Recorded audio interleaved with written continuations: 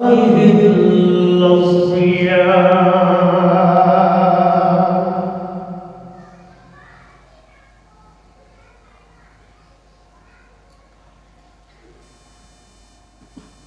أما بعد فأعوذ بالله من الشيطان الرجيم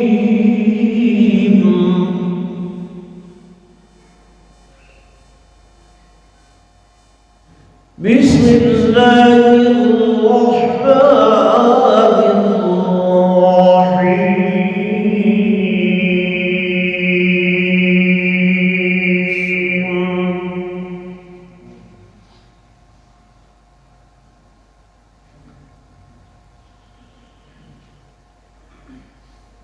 يا أيها الذين آمنوا اتقوا الله حق تقاته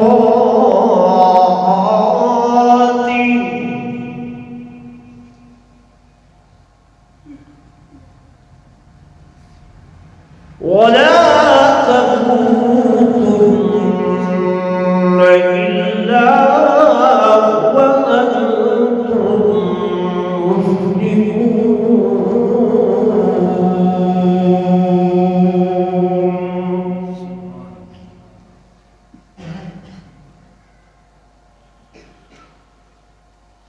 وقال الله تبارك وتعالى في مقام آخر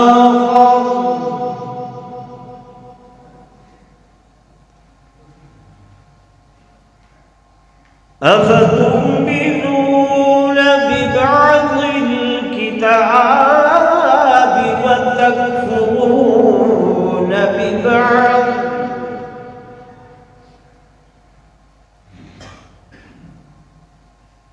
فما جزاء منكم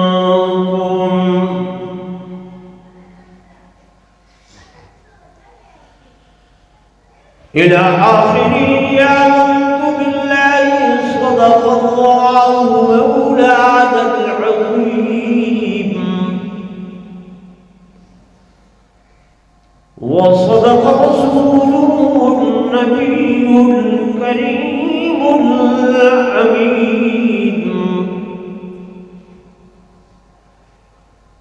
ونحن على ذلك لمن الشاهدين والشاكرين والحمد لله رب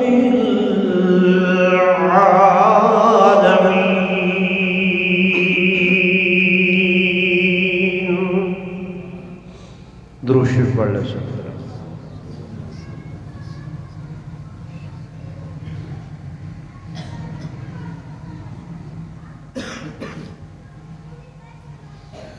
گر تمہیں خواہی مسلمان زیستن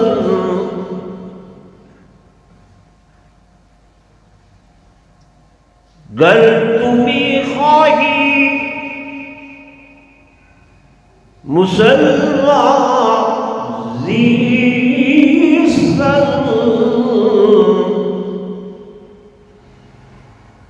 نیست ممکن جز بقرآن زیستن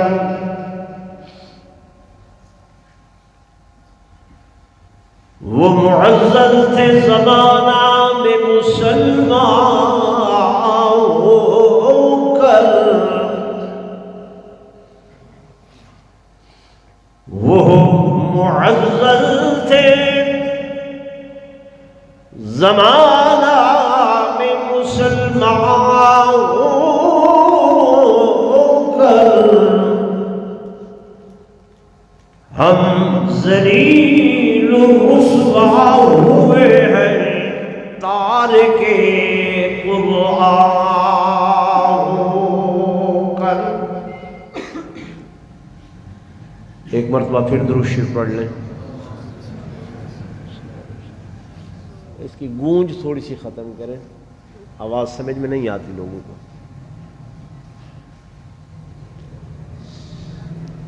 سریکی یا اردو؟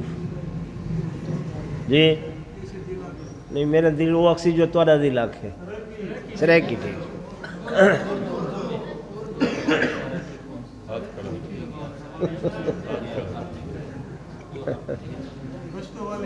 پشت والوں کو اردو، ہاں ٹھیک ہے. انتہائی قابل صد احترام و صد تعظیم و تکریم میرے محترم و محتشم حاضرین و ناظرین، بزرگان دین، نوجوان ساتھیوں، عزیز طلباء کرام،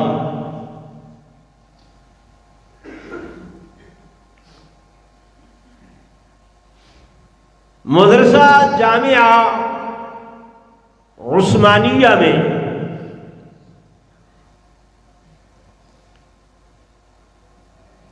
اس وقت میں عاجز اور آپ حضرات تشریف فرما ہے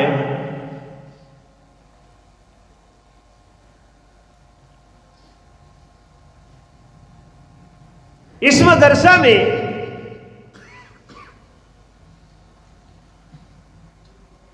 اس کتاب کی تعلیم دی جاتی ہے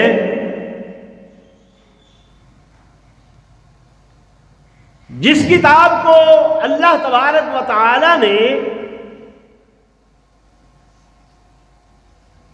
ھدی للعالمین فرمایا کہ یہ تمام جہانوں کے لیے اور ازل سے لے کر ابد تک تمام اقوام عالم کے لیے ہدایت کا منبع، مصدر اور ہدایت کا مرکز ہے.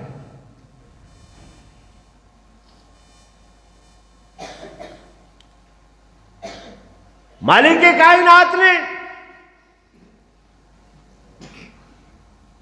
ہم سے پہلے جو امتیں بھیجی،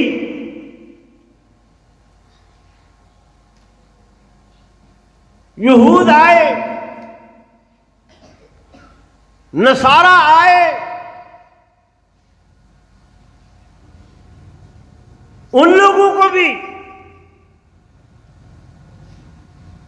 اللہ تبارک و تعالی نے ان کے انبیاء کے ذریعے کتب بھیجی، لیکن ان کتابوں پر جو اللہ نے ان کی ہدایت کے لیے بھیجی تھی، انہوں نے کما حقہ عمل نہ کیا، بلکہ اپنی مرضی کے مطابق، اپنی منشا کے مطابق جو وہ چاہتے تھے اس پر عمل کر لیتے تھے، اور جو چیز ان کو اچھی نہ لگتی چھوڑ دیتے تھے. مالک کائنات نے اس قرآن میں فرمایا، یا اہل الکتاب لستم علی شیء حتی تقیموا التوراۃ والانجیل وما انزل الیکم من ربکم وَلَيَزِيدَنَّ كَثِيرًا مِّنْهُمْ مَا أُنزِلَ إِلَيْكَ مِن رَّبِّكَ طُغْيَانًا وَكُفْرًا. اے اہل کتاب یعنی یہود و نصارہ، لستم علی شیء، تم نے ان چیزوں کو چھوڑ دیا کہ جو ہم نے نازل کی، ہم نے بتلائی. حتی تقیموا التوراۃ والانجیل، تورات پر بھی تم قائم نہیں رہے، انجیل پر بھی قائم نہیں رہے.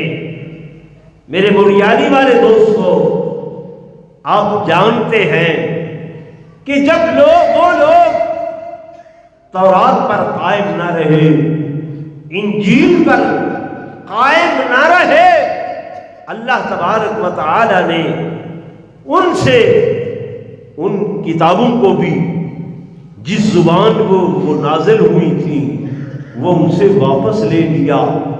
آج وہ بھٹکتے ہوئے پھر رہے ہیں، کہیں بائبل اٹھائے ہوئے ہیں تو وہ انگلش میں لکھی نظر آتی ہے، اردو میں لکھی نظر آتی ہے، فرانسیسی میں لکھی نظر آتی ہے، چائنا میں لکھی ہوئی نظر آتی ہے۔ آج وہ جو دعوے دار ہیں کہ ہم تمام علوم پر قبضہ کیے ہوئے ہیں، کہ ٹیکنالوجی کا علم ہمارے پاس ہے، سائنس کا علم ہمارے پاس ہے، بایو کا علم ہمارے پاس ہے، سوشیالوجی کا علم ہمارے پاس ہے، فزیالوجی کا علم، وہ کہتے ہیں ہم فائق ہیں اس میں، لیکن ان کو چیلنج ہے ان کو کہ ایک نسخہ بھی ان کے پاس بائبل کا، تورات کا یا انجیل کا وہ نہیں ہے جو نسخہ اس زبان میں ہو کہ جس زبان میں اللہ نے وہ کتاب نازل فرمائی تھی۔ انہوں نے چھوڑ دیا، ختم ہو گئی، تباہ ہو گئے، برباد ہو گئے۔ آج میرے عزیزوں، میرے دوستوں، میرے بزرگوں، یہ تو ہے کہ اس کتاب کی ذمہ داری حفاظت کی اللہ نے اپنے ذمہ لی ہوئی ہے، اور وہ حفاظت ایسے کروا رہا ہے کہ یہ کتاب اگر بڑے لوگوں کو حفظ ہوتی، بوڑھوں کو حفظ ہوتی، بوڑھے کہتے کہ ہم نے سنبھالا ہوا ہے، جوان کہتے کہ ہم نے اس کو حفظ کر کے محفوظ کیا ہوا ہے، اللہ تبارک و تعالی نے اس کا ذمہ چھوٹے چھوٹے معصوم بچوں کو لگایا۔ 7 سال کا بچہ، 8 سال کا بچہ، 5 سے 6 سال کا بچہ جو اس کا مفہوم نہیں جانتا، مطلب نہیں جانتا، معانی نہیں جانتا، اس کو یہ بھی پتہ نہیں ہے کہ یہ پڑھی کس لیے جا رہی ہے، اللہ نے ان کی ڈیوٹی لگائی ہے کہ تم اس کو حفظ کرو، یاد کرو۔ لکڑی پر لکھی ہوئی ہوتی، لکڑی کو دیمک کھا گئی، کتاب ختم۔ اگر صرف کاغذ سے حفاظت ہوتی، کاغذ پانی میں گیا، گل گیا، آگ میں جل گیا، ختم۔ کپڑے پر لکھی ہوئی ہوتی، اس سے حفاظت۔ فرمایا ان چیزوں سے اللہ نے بالائے طاق رکھ کر یہ مسلمانوں کے، مومنوں کے بچوں کے سینے کو اس کی تختی بنا دیا کہ یہاں سے نہ کوئی نکال سکتا ہے اور یہ نہ یہاں سے ختم ہو سکتی ہے۔ میرے دوستوں، میرے بزرگوں، وہ کتاب جو اللہ نے ہمارے لیے ہدایت کا منبع،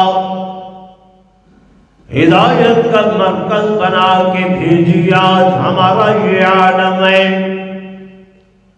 یہ حال ہے کہ ہم بھی سابقہ امم کی طرح، سابقہ لوگوں کی طرح، جو ہمارے من میں آتا ہے اس پر تو عمل کر لیتے ہیں، جو ہمارے جی میں آتا ہے اس پر تو عمل کر لیتے ہیں، جو ہمارے من میں نہیں آتا، جی میں نہیں آتا، اسے چھوڑ دیتے ہیں۔ جو اوامر، جو نواہی اس کے اندر لکھے ہوئے ہیں، مالک لم یزل فرماتے ہیں اے لوگوں افتؤمنون ببعض الکتاب وتکفرون ببعض، کیا تم ایمان رکھتے ہو کتاب میں سے بعض چیزوں پر اور بعض چیزوں کا انکار کر دیتے ہو؟ مثال کے طور پر حکم آیا اقیموا الصلاۃ، نماز قائم کرو، آپ کہتے ہیں جناب ہم تو نماز ادا کرتے ہیں۔ حکم آیا آتوا الزکاۃ، زکات ادا کرو، ہم کہتے ہیں جناب مولانا صاحب ہم زکات تو ادا کرتے ہیں۔ اچھا جناب نماز پڑھ لی ہے، زکات تو ادا کر دی ہے، حکم آیا وَأَحَلَّ اللَّهُ الْبَيْعَ وَحَرَّمَ الرِّبَا، اے لوگو ہم نے بیع و شراء کو، خرید و فروخت کو حلال کیا، وَحَرَّمَ الرِّبَا، سود کو ہم نے حرام کیا۔ یہ حکم بھی کہاں پر ہے؟ قرآن پاک میں، کہ بیع حلال اور سود کیا ہے؟ حرام۔ ہم کہتے ہیں مولانا صاحب سود کے بغیر تو معیشت چلتی نہیں ہے، سود کے بغیر تو نظام سلطنت بھی نہیں چلتا، نظام معاش بھی نہیں چلتا، نظام معاشیت بھی نہیں چلتا، سود کے بغیر ہمارا کاروبار بھی نہیں چلتا، سود کے بغیر ہم کسی قوم کے نہیں ہیں۔ ہماری بینکنگ کا نظام سود پر ہے، لین دین کا نظام سود پر ہے، معاملات کا نظام سود پر ہے، یہ ہم کیسے چھوڑیں؟ انکار ہو گیا اللہ کے احکامات کا کہ نہیں؟ جی قرآن جو کہہ رہا ہے کہ افتؤمنون ببعض الکتاب وتکفرون ببعض، کہ بعض چیزیں جو تمہیں اچھی لگیں ان پر تو ایمان لے آئے، وتکفرون ببعض، اور جو تمہیں اچھی نہیں لگیں ان کا کیا کر دیا؟ انکار۔ مولانا صاحب نے بتلایا اللہ کے قرآن نے کہا لا تقربوا الزنا فاحشا ومقتا وساء سبیلا، اے لوگو زنا کے قریب نہیں جانا، زنا کے نزدیک نہیں جانا، یہ برائی کا کام ہے، غلط کام ہے، فحش کام ہے، فحش کام ہے، برے راستے کا کام ہے۔ بھائی صاحب یہ تو ہم سے چھوٹتا نہیں ہے، وہ جناب لوڈیوں سے بھی تو ایسے ہوتا تھا، فلاں وقت میں تو ایسے ہوتا تھا، اسلام میں تو اس مقام پر اس کی گنجائش نکلتی ہے، وہ بھی تو اسلام میں ہے پڑا، وہ چیزیں یعنی اپنے آپ سے تعبیریں بنا کر دائیں بائیں شائیں آئے، ادھر سے لے کر ادھر سے لے کر ادھر سے کام پکڑا ادھر سے کام پکڑا، تعبیریں گھڑ کر العیاذ باللہ قرآن کی غلط تفسیر پیش کر کے اس میں سے گنجائش کو نکال لیا۔ ایسے ہے کہ نہیں؟ بولے تو صحیح یار، ایسے ہے نا، تعویلیں گھڑ لیتے ہیں۔ اب مثال کے طور پہ میں نے کہا ایک دکاندار سے میاں ایسے غبن فاحش نہ کرو، سود بنتا ہے، کہتے ہیں مجھ سے میں نے تو ڈیو لیا ہے، سود تو نہیں لیا۔ کہیں ڈیو کا نام دے دیا، کہیں پروفٹ کا نام دے دیا، ٹھیک ہے نا بھائی؟ تو اللہ کا قرآن کہہ رہا ہے یا ایھا الذین آمنوا ادخلوا فی السلم کافہ، اے ایمان والو ادخلوا فی السلم کافہ، داخل ہو جاؤ اسلام کے اندر پورے کے پورے جب تک پورے کے پورے داخل نہیں ہوگے کبھی تم لوگ مومن نہیں ہوگے۔ آج ہمارے ہاں ریاست مدینہ کا نام لیا جاتا ہے کہ جناب اس مملکت کو ریاست مدینہ بنایا جا رہا ہے۔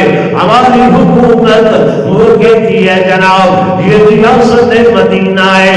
میرے دوستوں بزرگوں، ریاست مدینہ کا نظام تو ایک الہامی نظام تھا، وہ نظام تھا جو نظام اسلام اللہ تبارک و تعالیٰ نے مرتب کر کے اس کتاب کے اندر بھیج دیا،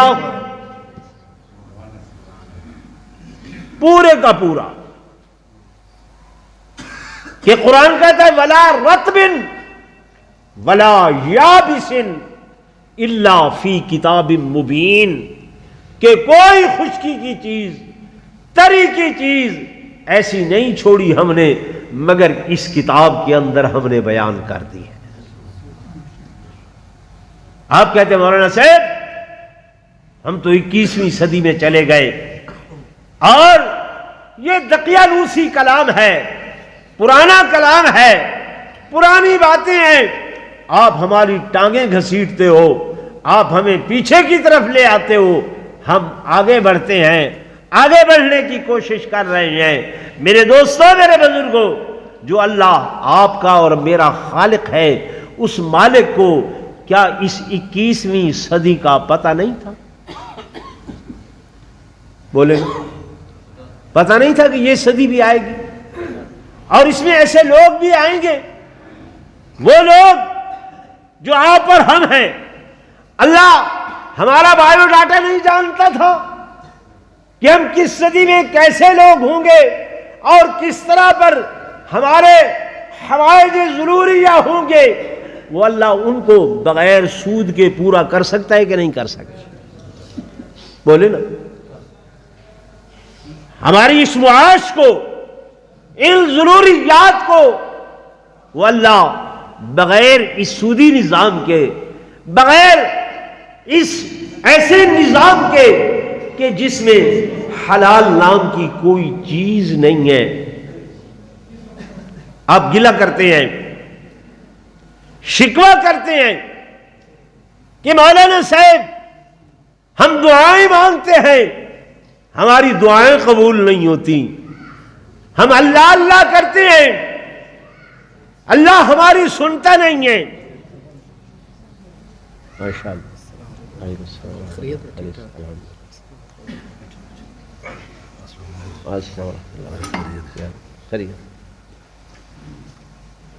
مہمان محترم تشریف لائے، خوش آمدید۔ بس میں اپنی بات آپ کو یہیں پہ مختصر کر کے ختم کرنا چاہوں گا، توجہ فرمائیں۔ آپ لوگ صبح شام گلہ کرتے ہیں مولانا صاحب ہم دعائیں مانگتے ہیں، دعائیں قبول نہیں ہوتی، مدرسے میں آپ کے پاس آتے ہیں، دعا منگواتے ہیں، دعائیں قبول نہیں ہوتی۔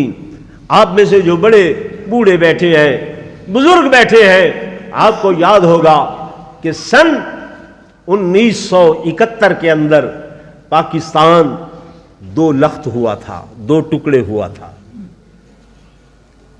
پہلے ایسٹ پاکستان، ویسٹ پاکستان، مشرقی مغربی پاکستان، ان کا وجود ایک تھا۔ 71 میں جب ٹوٹا، بڑے بزرگ، چھوٹے، دیہاتی، شہری دعائیں مانگ رہے ہیں، اللہ ان ہندوؤں کو تباہ کر دے، اللہ ان بدبختوں کو جو اسلام پر، مسلمانوں پر ظلم کر رہے ہیں، اللہ ان کو ختم کر دے، تباہ کر دے۔ مساجد میں اذانیں دی جا رہی ہیں، مساجد میں نمازیں پڑھی جا رہی ہیں، قنوت نازلہ پڑھی جا رہی ہے۔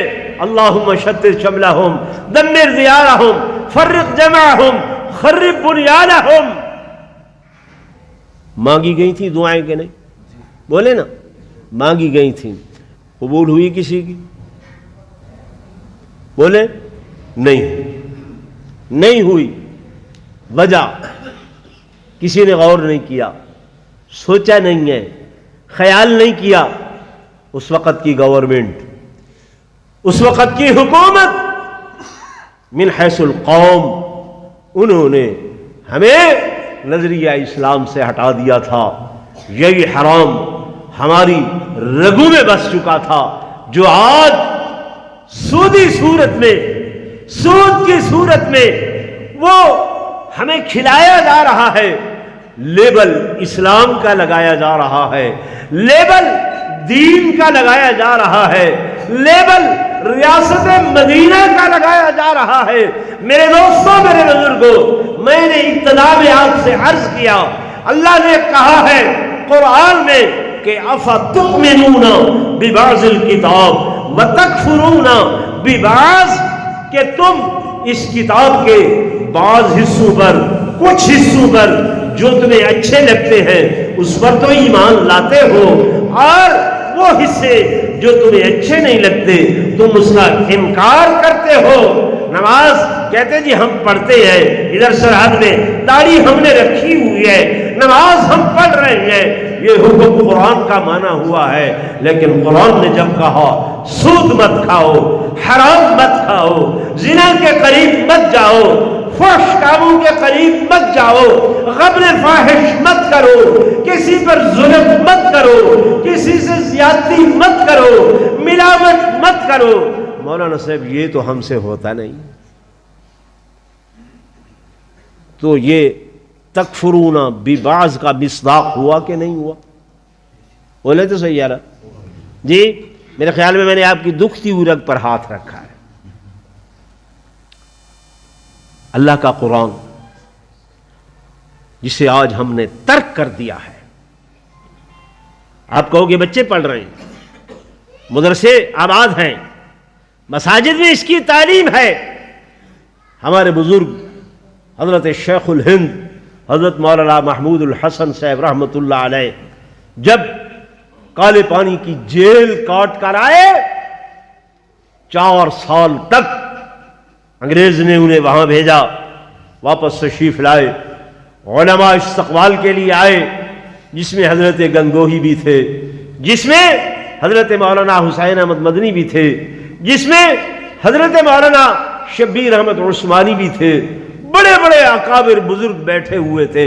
حضرت شیخ الہند نے فرمایا ان 4 سالوں میں میں جو جیل میں بیٹھ کر سوچتا رہا میں اس نتیجے پر پہنچا کہ ہم یہ جو ذلیل و رسوا ہو رہے ہیں وجہ اس کی کیا ہے؟ فرماتے ہیں وجہ مجھے یہی معلوم ہوئی کہ ہم نے قرآن کو ترک کر دیا۔ کیا کر دیا؟ ترک کر دیا، چھوڑ دیا۔ اس کا معنی یہ نہیں ہے کہ پڑھنا چھوڑ دیا، اس کا معنی یہ ہے کہ قرآن کی جو تعلیمات تھیں، جو قرآن نے ہمیں نظام دیا تھا، جو قرآن نے ہمیں ایک نظریہ دیا تھا، ہم نے اس نظریے کو ترک کر دیا، ہم نے اس نظام کو ترک کر دیا۔ میرے دوستوں، میرے بزرگوں، یہ علماء، یہ مولوی، یہ بزرگ جنہیں تم حقیر سمجھتے ہو، کمزور سمجھتے ہو، یہ قرآن کو آج بھی سینے سے لگائے ہوئے۔ آپ کہیں گے نا مولانا صاحب کیسے؟ میرے بھائی، آپ کا ایک چپڑاسی ہے، کلاس 4 کا بندہ ہے، وہ 30,000 روپے تنخواہ لیتا ہے۔ ایک مولوی جو مسجد کا ہے، اس کی 30,000 تنخواہ ہے؟ نہیں ہے۔ 20 ہے؟ نہیں ہے۔ 15 ہے؟ نہیں ہے۔ 10 ہے؟ نہیں ہے۔ وہ 4-5 ہزار روپے لے کر روکھی سوکھی کھا کر بھی اس قرآن کی خدمت کر رہا ہے یا نہیں کر رہا؟ بولے نا، کبھی اس نے احتجاج نہیں کیا۔ تو میں نے یہ چند گزارشات آپ سے اس لیے کی ہیں کہ آج بھی وقت ہے کہ ہم اگر قرآن کو سینے سے لگائیں اور قرآنی تعلیمات پر ایسے عمل کریں کہ ہماری معاش میں قرآن ہو، ہماری معاشرت میں قرآن ہو، ہمارے رہن سہن میں قرآن ہو، ہمارے معاملات میں قرآن ہو، تو انشاءاللہ العزیز اللہ کے ہاں وہ وقت دور نہیں ہے کہ جب رب العالمین ہماری اس کایا کو پلٹ دیں گے۔